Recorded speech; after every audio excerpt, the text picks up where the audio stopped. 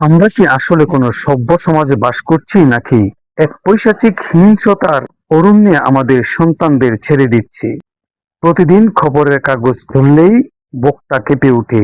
একের পর এক ফুলের মতো নিষ্পাপ জীবন ঝরে পড়ছে নরপিশাচদের লালসার শিকার হয়ে। 7 বছর, 4 বছর, 10 বছর এই অবুঝ শিশুরা কি অপরাধ করেছিল?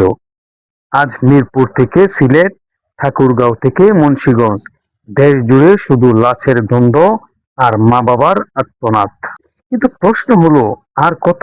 এখনো কি আমরা শুধু নীরব দর্শকই হয়ে থাকবো? এখনো কি কোনো কঠোর বিচার হবে না? রাজধানীর মিরপুরে মাত্র 7 বছরের এক অবুঝ শিশুকে ধর্ষণের পর নির্মমভাবে হত্যা করা হয়েছে।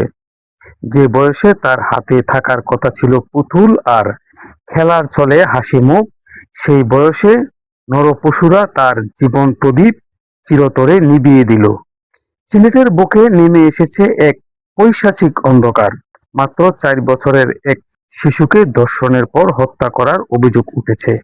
এই বয়সে একটি শিশু ধর্ষণ বা মৃত্যু শব্দটার অর্থও বুঝে না। তার এই নির্মম বিদায় পুরো সমাজকে কাঠগড়ায় দাঁড় করিয়ে দিয়েছে।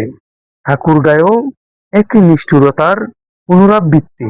মাত্র 4 বছরের আরেকটি নিষ্পাপ শিশুকে ধর্ষণের পর হত্যা করা হয়েছে। দেশের এক প্রান্ত থেকে অন্য প্রান্ত।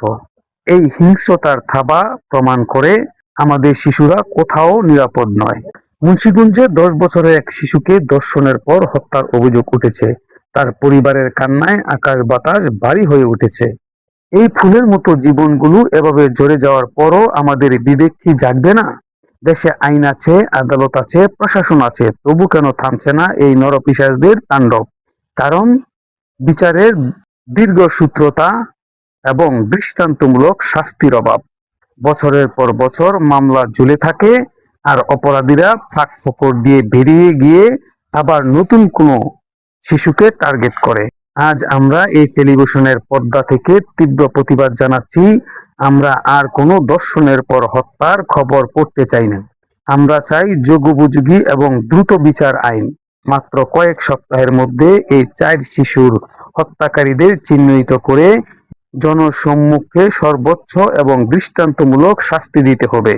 মনে রাখবেন, আজ যে শিশুটি ঝরে গেল তা হয়তো আপনার ঘরের সন্তান নয়, কিন্তু এই বিচারহীনতার সংস্কৃতি চলতে থাকলে আগামীকাল শিকার হবে কে তা কেউ জানে না।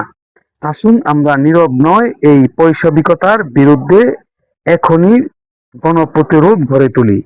আসুন আমরা সকলে একসাথে স্লোগান তুলি, ধর্ষণের ফাঁসি চাই, শিশুদের নিরাপদ বাংলাদেশ চাই। আপনার শিশু কন্যা সন্তানটিকে নিরাপদে রাখুন, নিজে ভালো থাকুন, সমাজকে ভালো রাখুন। এই আশা রাখি। আমি মাসুদ মোল্লা, চ্যানেল খবর বাংলা। সবাই ভালো থাকুন।